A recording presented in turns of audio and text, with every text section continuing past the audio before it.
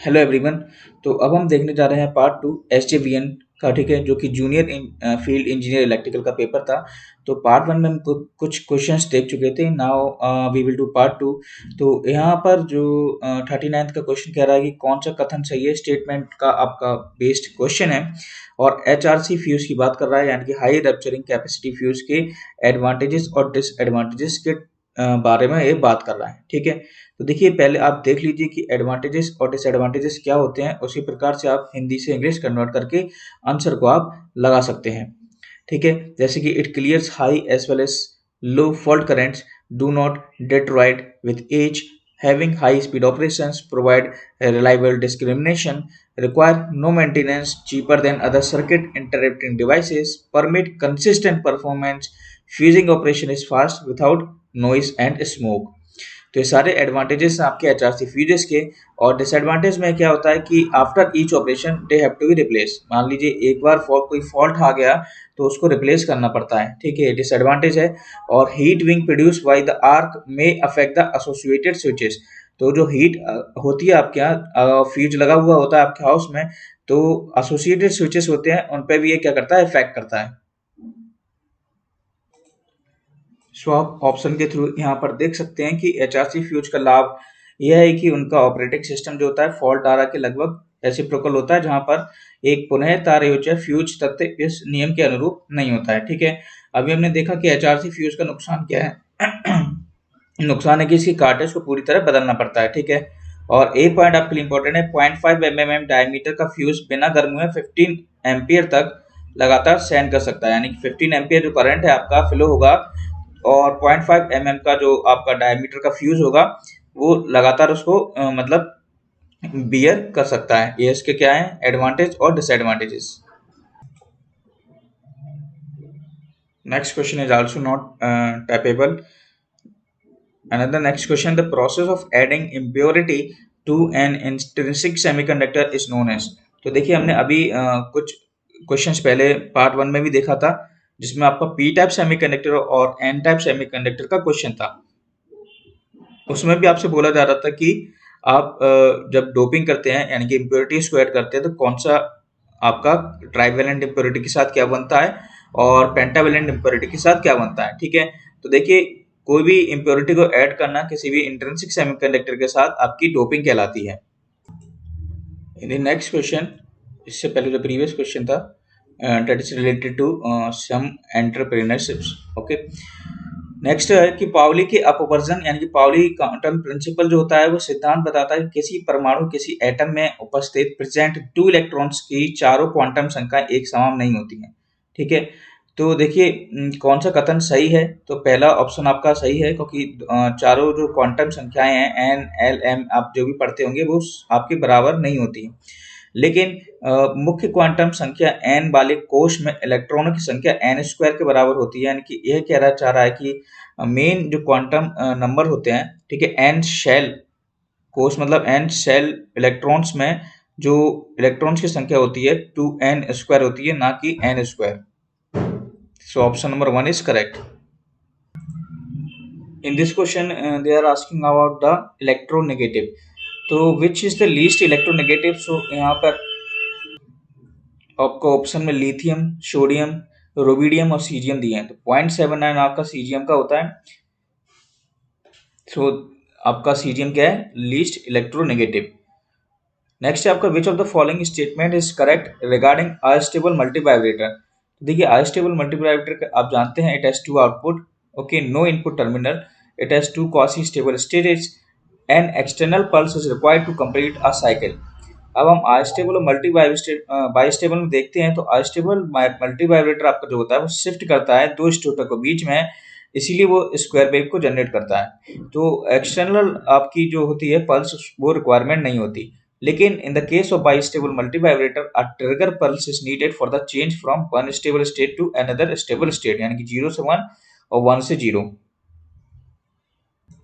बाकी का आप देख सकते हैं कि अनस्टेबल मल्टी वाइब्रेटर जो ऑक्सीलेटर होता है, ठीक है, it produces a continuous square wave from its output, और ठीक है, outputs, 2 outputs, no inputs, which can then be used to flash lights, और produce a sound in a loudspeaker. ये इसका क्या होता है, वर्क होता है। नेक्स्ट क्वेश्चन की बात करें तो देख सकते हैं primary winding of a 60 by 12 ampere electric current transformer has 10 turns, how many number of turns should be provided on the secondary winding. तो देखिए I1 अपॉन I2 आपको गिवन है और आप जानते हैं I1 अपॉन I2 आपका N2 अपॉन N1 के इक्वल होता है, तो 60 upon 12 equals to N2 upon 10 करेंगे तो N2 की वैल्यू कितनी आ जाएगी आपकी 50। नेक्स्ट क्वेश्चन पर हम चलते हैं। तो विच of the following is the scalar quantity. आप जानते हैं डिस्टेंस आपकी स्केलर क्वांटिटी है, क्योंकि आपके डिस्प्लेसमेंट वेलोसिटी ऑफ फोर्स क्या आपकी वेक्टर क्वांटिटी। ठीक है,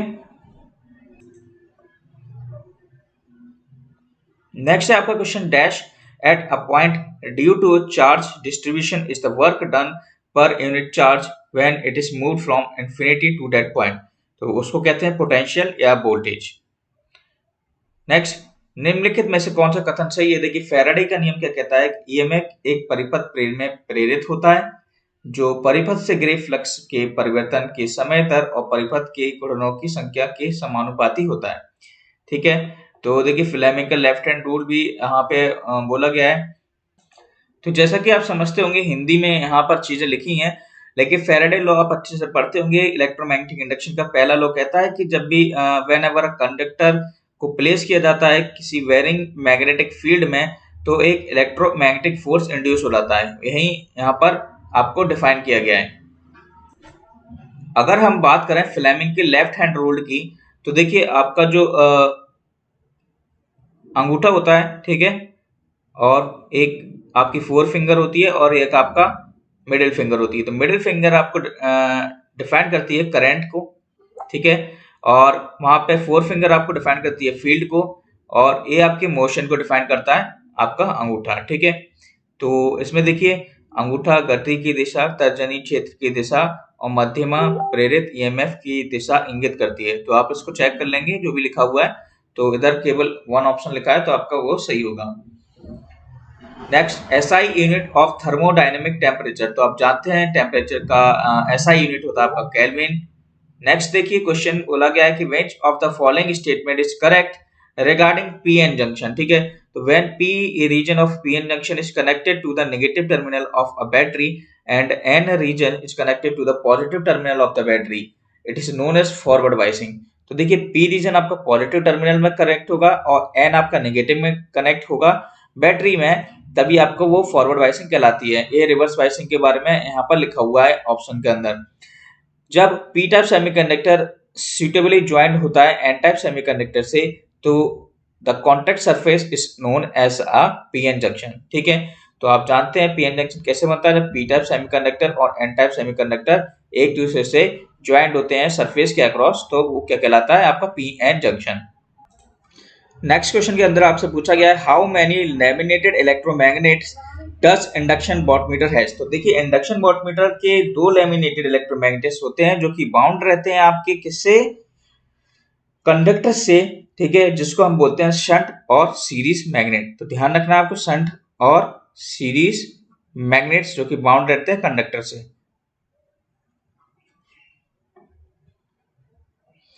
निम्न में से कौन एक दुर्बल विद्युत अपघटय है, तो वो है आपका CH3COOH। देखिए किस प्रकार के माउंटिंग में ट्रांसफार्मर के दो खंभों के बीच क्रॉस आर्म पर खंभों को बांधकर लगाया जाता है। ठीक है, तो देखिए एच पोल माउंटिंग आप जानते हैं, इसमें दो खंभों के बीच में क्रॉस आर्म पर खंभों को बांध के लगाया जाता है। विच of the following statement is correct for PMMC instrument. तो देखिए पीएमएमसी इंस्ट्रूमेंट के बारे में हमने कई बार आपके पॉइंट्स देखे हैं, जैसे कि लो पावर कंजप्शन, ठीक है, high torque to weight ratio और यूनिफॉर्मिटी ऑफ द स्केल। ये आपके पॉइंट्स हैं आपके किसके, पीएमएमसी इंस्ट्रूमेंट के। तो high torque to weight ratio आपका होगा, तो 1 और 3 यहाँ पर ऑप्शन करेक्ट होंगे। देखिए आपको क्वेश्चन में दिया है विच of the following statement is correct, और आपसे पूछा एसआई यूनिट ऑफ परमिबिलिटी और परमिटिविटी। तो देखिए दोनों उल्टे लिखे हुए हैं। परमिबिलिटी की होती है आपकी हेनरी पर मीटर, क्योंकि इंडक्टेंस पर लेंथ आपकी यूनिट कहा जाता है परमिबिलिटी को, इसलिए हेनरी पर मीटर कैसी होगी, परमिएबिलिटी की, और परमिटिविटी की होगी फेरेट पर मीटर। ठीक है, क्योंकि C equals to epsilon A upon D वहां से आप निकालते हैं, वहां से आप जानते हैं फेरेट पर मीटर यानी कि कैपेसिटेंस से रिलेटेड होगी। इन द नेक्स्ट क्वेश्चन आपसे पूछा विच of the following system is a temporary wiring system. तो हम इस क्वेश्चन को कई बार देख चुके हैं। कई पेपरों में आ चुका है, मोस्टली रिपीट होता रहता है। तो क्लियर्ड वायरिंग सिस्टम आपको दिख रहा होगा ऊपर। तो देखिए ये टेम्परेरी वायरिंग सिस्टम होता है जो कि आपके घर में मान लीजिए अगर कंडक्ट वायरिंग नहीं है, ठीक है, केसिंग और बैटन वायरिंग कोई सी भी नहीं लगाई है आपने, तो क्लियर्ड वायरिंग एक टेम्परेरी वायरिंग होती है जिसको हम हटा भी सकते हैं।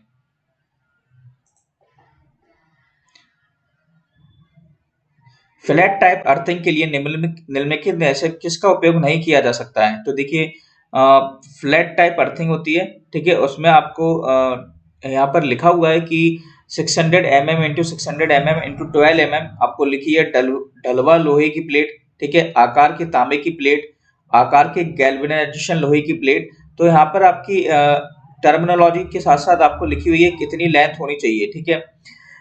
ढलवा लोहा, ठीक है, कास्टिंग आयरन शायद से बोलते हैं, ठीक है, उसकी प्लेट। और 600 ये आपको आकार के तांबे की यानी कि कुछ लिखा होगा, ठीक है, कॉपर की प्लेट आपसे बोली गई है, ठीक है। और यहाँ पे गैल्वेनाइजेशन आयरन की प्लेट आपको एरिया दिया गया है, ठीक है।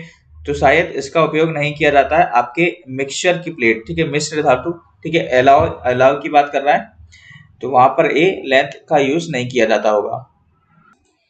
सो बाकी के जो पेपर है, मतलब आपके जो क्वेश्चन हैं वो आपके पढ़ सकते हैं।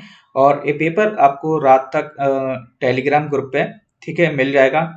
वहां से आप इसको डाउनलोड भी कर सकते हैं। और जिस किसी को भी परेशानी हो रही हो शायद अपनी आंसर की निकालने में, ठीक है, SJVN की वेबसाइट पे जाके आप चेक करते रहिए, क्योंकि किसी स्टूडेंट जिसने मेरे को पेपर सेंड किया है उसने बताया है कि एक दिन के लिए सर ये आपकी आंसर की लिंक खुली थी, फिर उसके बाद बंद कर दी, शायद दोबारा खुले, या फिर हो सकता है कुछ एरर आ रहा हो, शायद नहीं खुल रही हो, तो वहां से आप चेक कर सकते हैं, ठीक है। तो 70 क्वेश्चन आपके टोटल हैं इधर। यदि समान वरीयता स्तर के दो ऑपरेटर एक ही व्यंजक में शामिल होते हैं तो उनका मूल्यांकन किस समय पर आधारित होता है? तो देखिए ये एसोसिएटिव रूल आप अच्छे से जानते होंगे। एसोसिएटिव रूल क्या कहता है कि A cross B cross C है, तो हम इसको क्या लिख सकते हैं? A cross B cross C। कुछ क्वेश्चंस देखिए आपके आंसर की में भी यहाँ पर आए नहीं, कम से कम 5 क्वेश्चंस तो छपे ही हुई नहीं है, ठीक है। पिंड पे लगाया एक्सटर्नल फोर्स यदि सीमांत घर्षण बल से कम है, ठीक है, तो पिंड क्या रहेगा, ठीक है, तो यहाँ पर लिखा है स्थिर रहेगा। आप देख सकते हैं इस क्वेश्चन को। नेक्स्ट है आपका कि फ्रीक्वेंसी मीटर यानी कि आवर्ती मीटर का उपयोग डीसी आपूर्ति की फ्रीक्वेंसी को मापने के लिए किया जाता है, ठीक है, तो ऐसा नहीं है। पावर फैक्टर मीटर का उपयोग सिंगल फेज या 3 फेज पाथ के पावर फैक्टर को मापने के लिए किया जाता है। हाँ, बिल्कुल सही।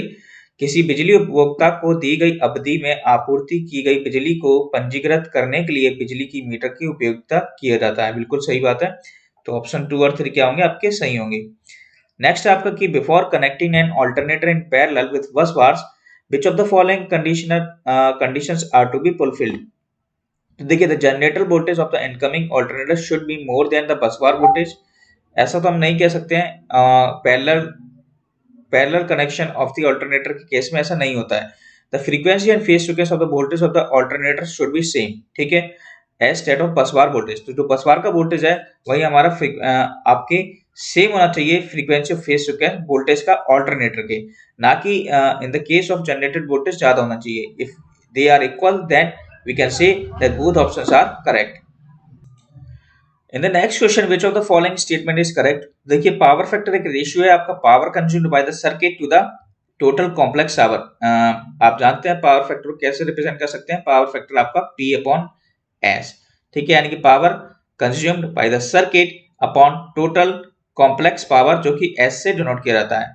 और रेडियल सिस्टम का डिसएडवांटेज आपसे पूछा गया है, तो रेडियल सिस्टम का डिसएडवांटेज क्या होता है? Lack of security of supply.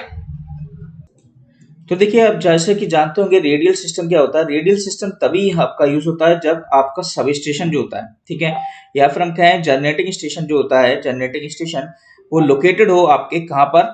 Centre of the consumers के, सेंटर ऑफ कंज्यूमर्स के पास लोकेटेड हो। अब देखिए मेन कैरेक्टरिस्टिक तो आप जानते ही होंगे इसकी। तो बात यह है कि मेजर ड्रॉबैक क्या है इस रेडियल सिस्टम का? मेजर ड्रॉबैक है कि अगर फॉल्ट फीडर में अकर हुआ तो सप्लाई फेलियर हो सकती है, ठीक है, जो भी उससे एसोसिएटेड कंज्यूमर्स होंगे वहां पर क्या हो जाएगी, सप्लाई फेलियर हो जाएगी और want be any alternative feeder नहीं होगा जिससे कि डिस्ट्रीब्यूटर्स को फीड कर सकें।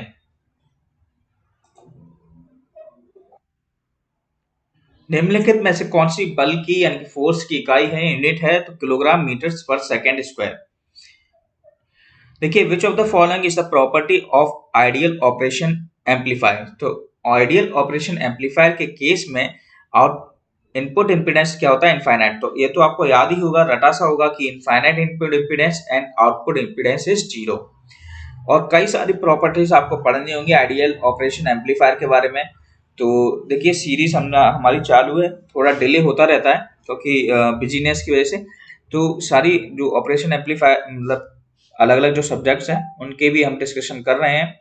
तो आप इनकी प्रॉपर्टीज पढ़ते रख लीजिए। मान लीजिए एक क्वेश्चन जैसे आपका आया है तो आप इसकी पूरी प्रॉपर्टी पढ़ लीजिए, शायद आपसे कुछ क्वेश्चन और बन जाए ऑपरेशन एम्पलीफायर से। ट्रांसफार्मर में विद्युत धारा अनुपात और वोल्टेज परिवर्तन अनुपात का गुणनफल किसके बराबर होता है, ठीक है। करंट और वोल्टेज के मल्टीप्लिकेशन के रेशियो से मल्टीप्लिकेशन करेंगे तो 1। वाट मीटर में कितने टर्मिनल होते हैं, तो देखिए 4 टर्मिनल होते हैं। कैसे, एक आपका जो होता है टर्मिनल 1 और 2, या आप माइंड में बनाते चलना, 1 और 2 टर्मिनल आपके क्या होते हैं, प्रेशर कॉइल, जिसको हम वोल्टेज कॉइल भी कहते हैं। सेकंड आपका जो होता है टर्मिनल 3 और 4 जो होता है वो आपका करंट कॉइल होता है, ठीक है। तो ये आपको याद रखने पड़ेंगे। बाकी के जो क्वेश्चन है एप्टीट्यूड से रिलेटेड है, आप देख सकते हैं यहाँ पे, इनको आप पढ़ते रहिए क्योंकि ये करंट अफेयर आपके मान लीजिए अगले पेपर्स में जो भी नेक्स्ट आने वाले पेपर्स हैं वहां पे आपके पूछ सकते हैं। जैसे कि इंपॉर्टेंट क्वेश्चन, डॉल्फिन अनुसंधान केंद्र कहाँ पर शुरू हुआ है, पटना में, ठीक है। संविधान से रिलेटेड यानी कॉन्स्टिट्यूशन से रिलेटेड कई सारे क्वेश्चन आपसे पूछे जाते हैं, तो ये भी आप याद करते चलिए, ठीक है। Regional music of Uttar Pradesh कौन सा नहीं है। तो ये सारे जो क्वेश्चन है, अंतरराष्ट्रीय बुकर पुरस्कार किसने जीता है, देखिए बहुत इंपॉर्टेंट क्वेश्चन है, डेविड डियोप। तो और यह आपका क्या है, आपका रीजनिंग से क्वेश्चन आ चुका है, ठीक है। तो एबीसीडी की तौर से आप इनको सॉल्व कर लेंगे आसानी से, बोर्ड मास से रिलेटेड क्वेश्चन है, ठीक है। तो बाकी क्वेश्चन सारे क्या है, इंपॉर्टेंट और बहुत सिंपल से क्वेश्चन है, आप आसानी से इनको कर सकते हैं। पेपर को आप डाउनलोड जरूर कर लेना टेलीग्राम ग्रुप से। मैं वहाँ पे भले ही थोड़ा सा लेट हो जाए अपलोड करने में, लेकिन वहां पे मैं अपलोड कर दूंगा।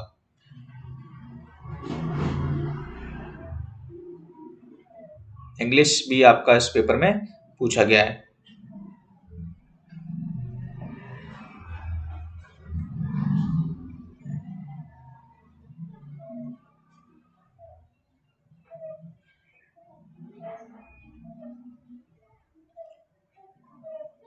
ओके, यहाँ पे पेपर फिनिश होता है और अब हम मिलेंगे यूपी आरबीएनएल के पेपर में।